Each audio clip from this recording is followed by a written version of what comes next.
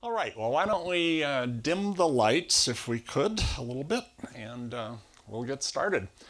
So I always like to start with an update on the two operational rovers at Mars, Opportunity and Curiosity.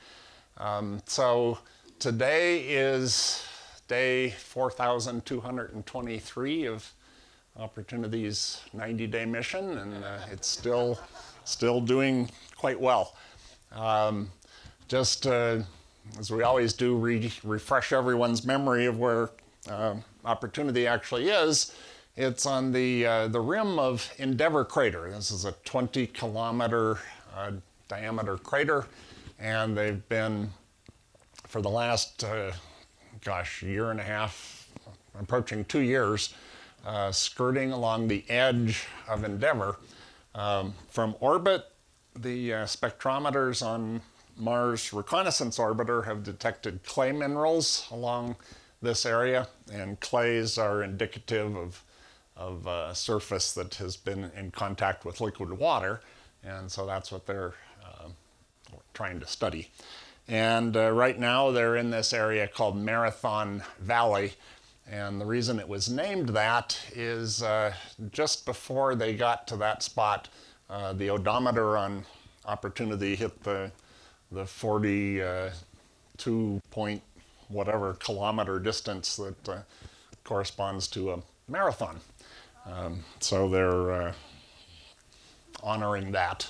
This is a closer view, a high-res view from Mars Reconnaissance Orbiter. This is Marathon Valley. It's just sort of a divot out of the rim of Endeavour crater. So Endeavour is off to the right here. And maybe if your eyes are good, you can see the line that shows its path, Opportunity's path, but they've been sort of noodling around out here. They drove into Marathon Valley, examined part of the north part of the valley, and right now they're sitting right here.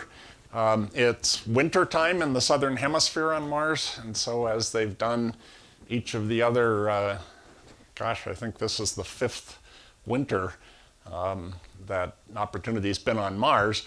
Since it's solar powered, they need to get on a north-facing slope so that the solar panels are tilted more toward the sun. The sun is low off to the north because it's winter in the southern hemisphere, so just like on the Earth, the sun doesn't get as high in the sky in the winter, and in order to keep sufficient electricity coming in off of the solar panels, they need to optimize that angle. And so that's where they are. They expect to be moving around along this slope over the course of the next several months. The shortest day of the year, or the shortest sunlight budget for the year, will be in mid-January for Opportunity, and so they'll likely be in this position for, I think at least until April of next year. And so this is the view from where Opportunity has been driving around. This is part of the north wall of Marathon Valley. And where they are right now, this was taken, about a month ago. Here's the interior of Endeavour crater, sort of a selfie. There's the shadow of the rover here. There's an antenna, and this is the camera mast. And this is a more recent image taken about 3 weeks ago. And so again, this is the interior of the crater, little sand ripples going across. And this is the far rim of Endeavour. And so just to recap things for Opportunity, again, it's day 4223. The mission was expected to last about 90 days. They've driven a little over 42.6 kilometers. This is a nice number here because the design lifetime for the rover, or the minimum that they wanted to get was about 600 meters of driving. And so they've driven 42 kilometers more than that. And they also had hoped to get at least 1,000 images, and so we've far exceeded that. The one thing that's continued to be a problem for the last year or two on Opportunity is the flash memory seems to have gotten corrupted. And so flash allows them, if they power the system down, whatever's in memory is retained, as opposed to the volatile memory, the RAM, so to speak, that everything goes away if the power is lost. And since with Opportunity, every night the power goes off because there's sort of a short in the system from shortly after they landed, so they can't keep power on during the night. They lose things, and they've tried reformatting the memory, sort of the same thing as taking a disk drive and reformatting it if you've got some bad spots on it, and that hasn't worked very well. It seems to allow them to use flash for a few weeks, and then the problems start cropping up again. And right now they're trying to do an experiment with this again, to switch it over to flash and see what happens. So. Save the pictures that, here on Earth, so that even though they don't store on the Opportunity, So the question was, could they save the pictures or the images, the data here on Earth? They have to get it off of Opportunity to the Earth before they could do that.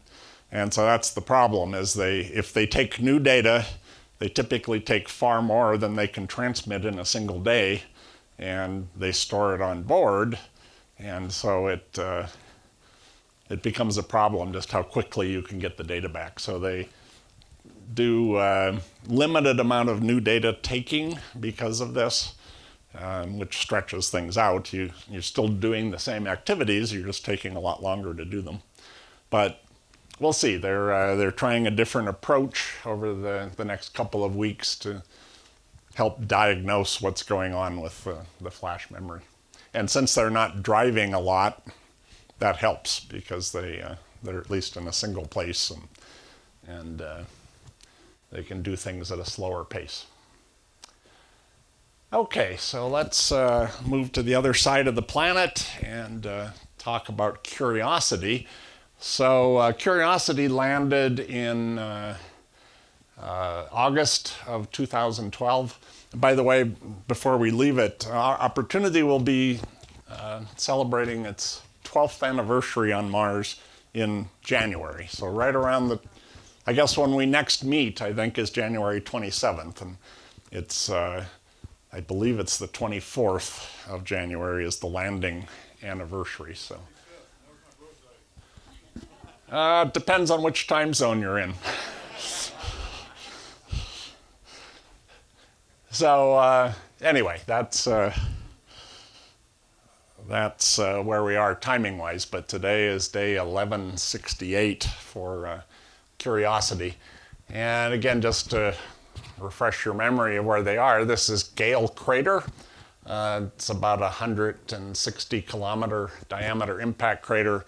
This ellipse was the target area for Curiosity, and what drove them to this location was the fact that there's this big mound of layered sedimentary rocks in the center of Gale Crater. That's called Mount Sharp. It's about a 5 kilometer high pile of rocks. And they wanted to get close to that and be able to climb at least part way up the side of the mountain to look at all the different layers and determine the environmental conditions when those rocks were laid down, perhaps several billion years ago. And so there's the view of Mount Sharp from the landing site. They landed right on target, and they're heading off over in this general direction. And that's sort of a closer up view where you can get a feel for all these wonderful layers. And of course, the the philosophy here is the older stuff is on the bottom. As you get higher, you're looking at younger and younger layers of rocks. And so you're coming up, if you can climb at least partway up this stack of rocks, you are coming up with a history of the conditions on Mars in this location over a substantial amount of time.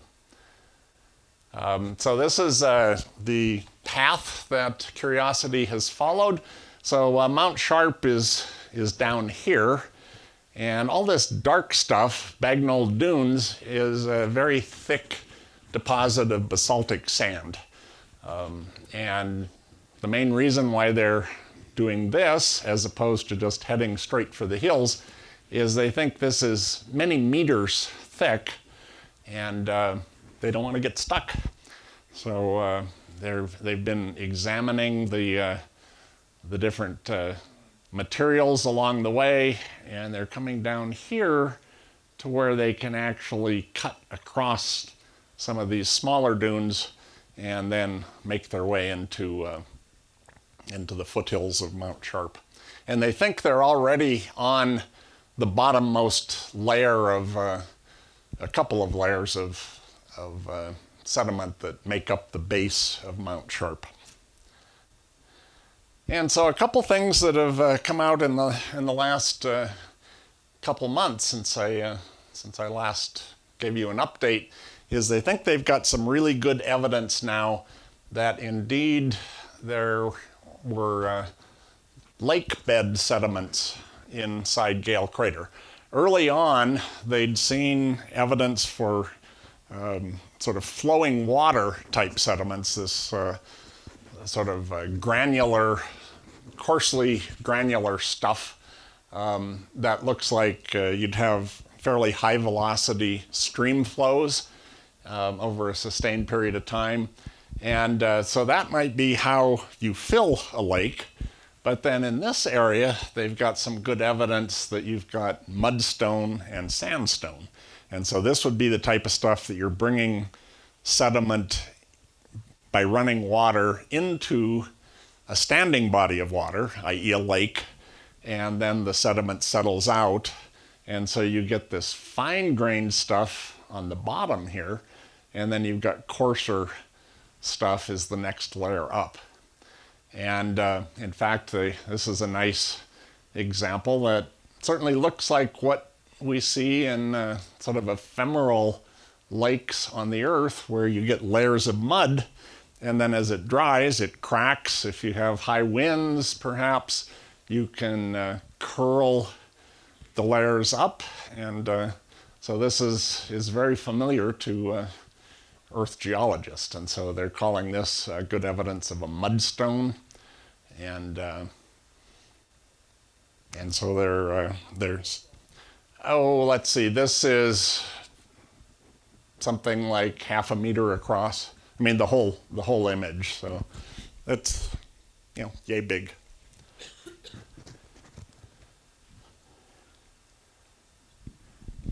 And this is a view of another outcrop they've been examining. And we'll do a closer up view in here. But you see all these sort of crisscrossing layers, and that's what's called cross-bedding. And that's really good indication of wind-blown material. That would be like sand drifts or dunes marching across the surface, and then if it gets wet, you lithify that and turn it into rock. So that's sandstone rather than mudstone. So that was an exciting finding.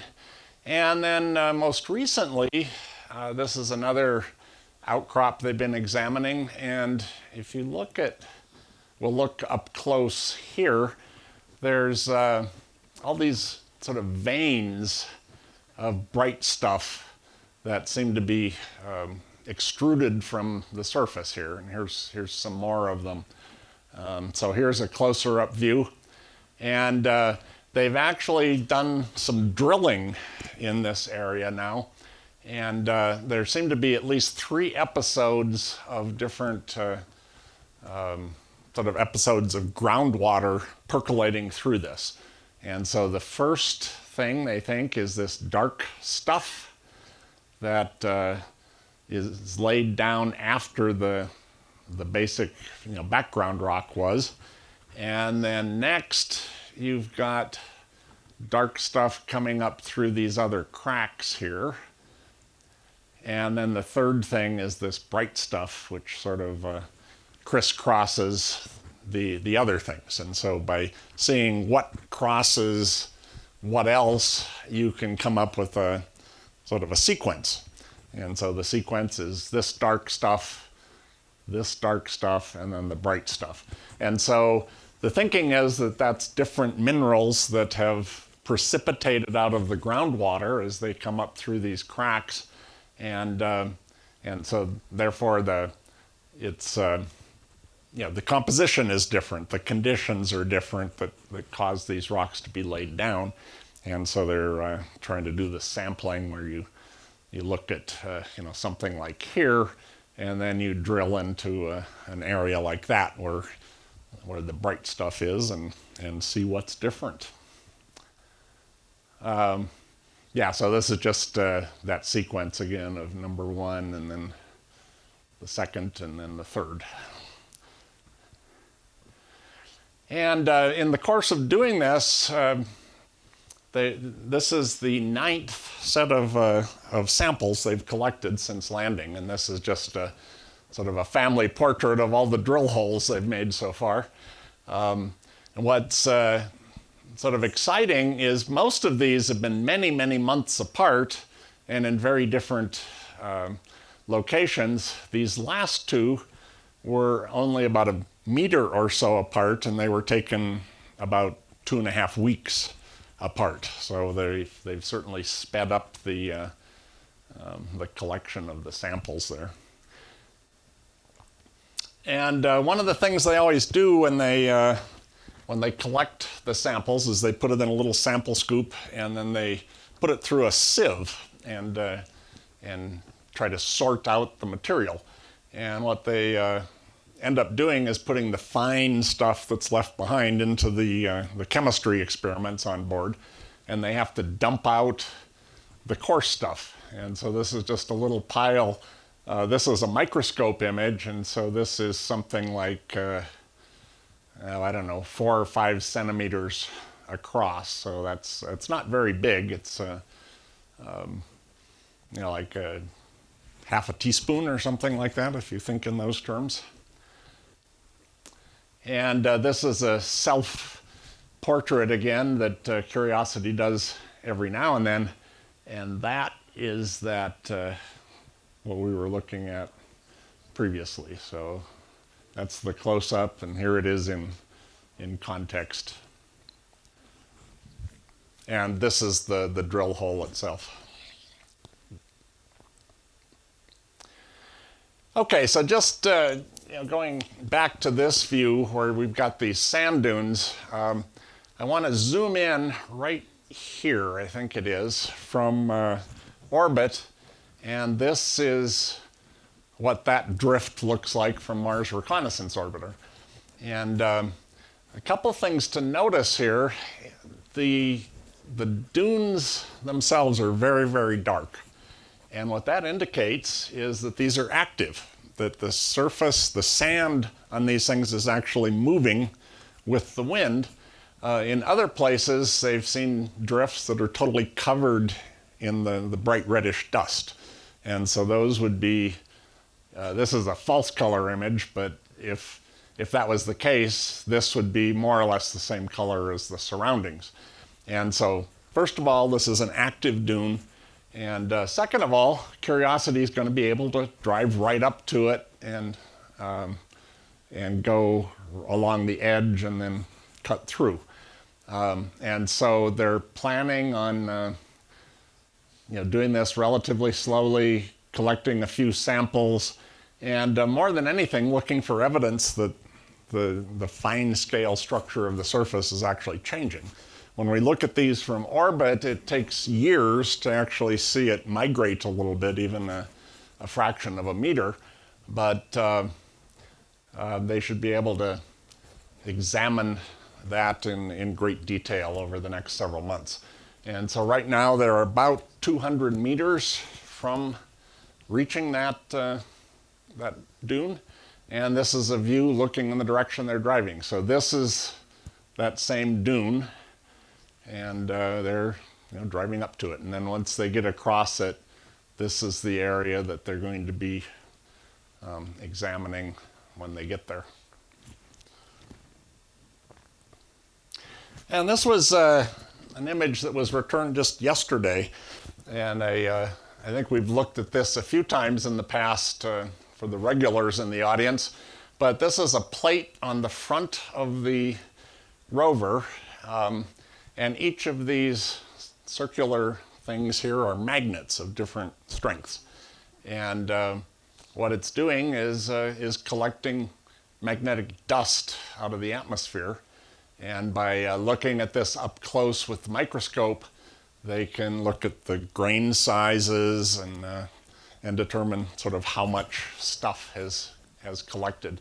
I think at this point, these are getting pretty saturated. And I should have found a picture of this, but when they first looked at this, say a month after landing, there was a lot of difference from one of the magnets to the other. So the stronger magnets had more stuff on them, the weaker magnets had less stuff, and you saw a lot of stuff and then getting lighter and lighter as you moved around. So, but that's just sort of this ongoing experiment now to keep monitoring how much magnetic material is in the dust that is suspended in the atmosphere. And this is just a pretty picture that was taken about a week ago. And so this is the general material they've been driving over. Off in the distance is the far rim of Gale Crater. So let's recap for Curiosity. Again, it's day 1168. They've driven about 11.5 kilometers so far, and coming up on 282,000 images. So I think what's going to be happening for the next month or so is moving toward that dune, and then they'll be spending probably another month sort of skirting that and doing the observations. So by the time we get back together in January, I expect we should have some close-up views of that sand dune with Curiosity perched right next to it.